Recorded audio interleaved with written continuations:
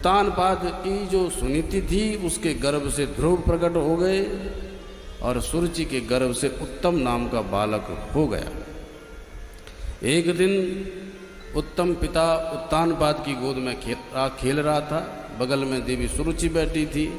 ध्रुव जी पिताजी पिताजी पिताजी कह करके गोदी में चढ़ने का प्रयास करने लगा, पर सौतेली माँ ने हाथ पकड़ करके दूर फेंक दिया। निकल अपने पिता की गोद से। नेत्रों में अश्रु आ गए ध्रुव जी के। माँ, मेरा क्या अपराध है जो आप मेरे को पिता की गोद में बैठने नहीं दे रही? बोले, तेरा अपराध ये है कि तूने मेरे गर्भ से जन्म नहीं लिया। न वत्स नृपतेर् धृष्णं भवानारोढुमर्हति न गृहीतो मया यत्तं कुक्षावपि नृपात्मजा। ओ नृपात्मजा, राजा के बेटे, तू मेरे गर्भ से जन्म धारण नहीं किया, इसलिए तू पिता की गोद में नहीं बैठ सकता। तो माँ, ऐसा मैं क्या करूं कि अपने पिता की गोद में बैठूं? बोले, अगर पिता की गोद में बैठना चाहता है तो पहले तप कर, और तपस्या से नारायण प्रभु प्रकट हो गए तो मांगना कि मुझे सुरुचि के गर्भ से जन्म दे दो, और मेरे गर्भ से जब आएगा तभी तू इस सिंहासन पर अपने पिता की गोद में बैठ पाएगा। बात चुभ गई बालक की। बालक बड़े उद्यम करते हैं, पर जब बालकों को डांट दो तो काफ़ी देर तक बात ही नहीं करते, चुभ जाती है। तो अहो तेज क्षत्रियाणाम, ये तो परम क्षत्रिय थे ध्रुव जी महाराज, क्षत्रिय के बेटा थे, तो खून गर्म हो गया। जैसे सर्प फुफकार मारता है तो फुफकारते फुफकारते अपनी माँ की आंचल से लिपट गए। अब बोले, हे माँ, आज पिताजी ने ऐसा किया। अरे वो सौतेली माँ तो बोली ही बोली, पर हमारे बाप ने एक जुबान नहीं खोली। अरे कम से कम 2 शब्द तो बोलते कि मेरा बेटा है। सुनीति बोली, इसलिए कुछ नहीं बोले क्योंकि तू इस अभागी का बेटा है।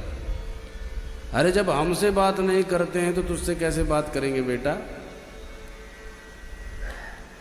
पर एक बात ध्यान रखना, अपनी सौतेली माँ के लिए कोई भी मन में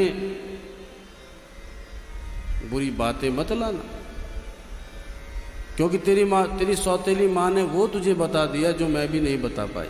क्या बताया माँ? कि यशांघ्रि पद्मं परिचर्य विश्व विभावना यात्त गुणाभिपत्ते अजोध्य तिष्ठत खलु पारमेष्ठ्यं पदं जितात्मा श्वसनाभिवंद्यम। अरे बड़े बड़े योगींद्र मुनींद्र संत सन्यासी परमहंसाधिक योगाभ्यास करके जिसका ध्यान करते हैं, उस प्रभु को प्राप्त करने का मार्ग तेरी सौतेली माँ ने तुझे बताया है। अरे तू पिता की गोद में बैठना चाहता है, तेरी सौतेली माँ ने जगत पिता का मार्ग दिखा दिया। तो अरे मुझसे तो श्रेष्ठ वो सौतेली ही माँ है जिसने तुझे प्रभु से मिलने के लिए प्रेरित किया है। अच्छा माँ, क्या उनकी गोद में बैठने पर फिर मैं पिता की गोद में बैठ सकता हूँ? बोले, हाँ, जो जगत पिता की गोद में बैठ जाता है फिर उसको उतरना नहीं पड़ता, वो सदा के लिए जगत पिता की गोद में बैठ जाता है। अच्छा माँ, तो कहाँ मिलेंगे? बोले, बेटा ये मिलने ही तो कठिन है, यद्यपि वो सर्वत्र हैं पर प्रकट करने कठिन है। अच्छा सो जा, कोई बात नहीं। अब सुनीति देवी को ये पता नहीं था कि इस बालक को इतनी बात चुभ जाएगी कि ये भगवान को प्राप्त करने निकल जाएगा।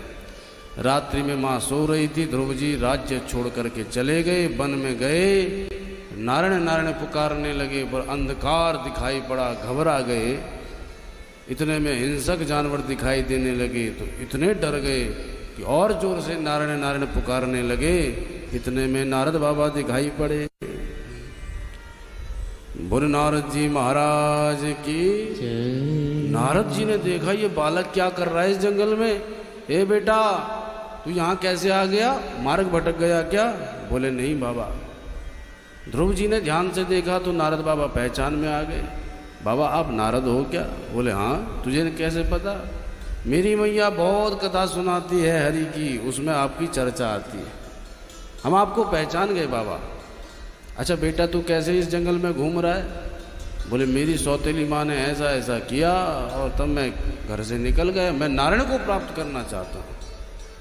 मुस्कुरा पड़े नारद जी। बेटा, बड़े बड़े आयु को धारण करने वाले भी उन नारायण की झलक प्राप्त नहीं कर पाते, और मेरे बाप ने अनंतानंत काल तक तपस्या करी, तब समाधि में उनकी झलक मिली, और तू नन्हा सा बालक उनको प्राप्त करने निकल पड़ा। बेटा घर लौट जा, अभी तेरे खेलने कूदने के दिन हैं, घर में जा और माँ के साथ रह। ये छोटी छोटी बातों को बालक मन में नहीं लगाते, ये सब मोह के बंधन है। तुझे लगा ये सौतेली माँ है, ये अपनी माँ है, इसलिए तुझे ये बातें चुभ रही है। अरे क्या पिता की गोद में बैठ के करेगा? सब प्रभु ही हैं, किसी से कोई बैर मत कर। ध्रुव जी बोले, बाबा एक बात कान खोल के सुन लो, अगर नारायण को प्राप्त करने का मार्ग बता सकते हो तो बता दो, और नहीं बता सकते हो तो अपने रास्ते ना चले जाओ, हम स्वयं नारायण को ढूंढ लेंगे। जब ऐसा प्रबल प्रतिज्ञा पूर्ण वचन सुना तो नारद जी प्रसन्न हो गए, चेला पक्का है, ये नारायण को ही प्राप्त करने आया है। सो सिर पर हाथ रख के बोले, बेटा अगर नारायण को प्राप्त करना चाहता है तो जा वृंदावन में मधुवन में जा करके उनका भजन कर। जिस मधुवन में भगवान नारायण सदा सर्वदा सर्वकाल के लिए विद्यमान रहते हैं। पुण्यम मधुवनम यत्र सानिध्यम नित्यदा हरे। प्रसन्न हो गए, नारद बाबा ने मंत्र दिया, ओम नमो भगवते वासुदेवाय, जपना। ध्रुव जी बोले, अगर भगवान मिल गए तो पहचानूंगा कैसे? बोले, देख सबके 2 हाथ, उनके 4 हाथ, और 4 हाथ में भी शंख चक्र गदा पद्म वो धारण करते हैं।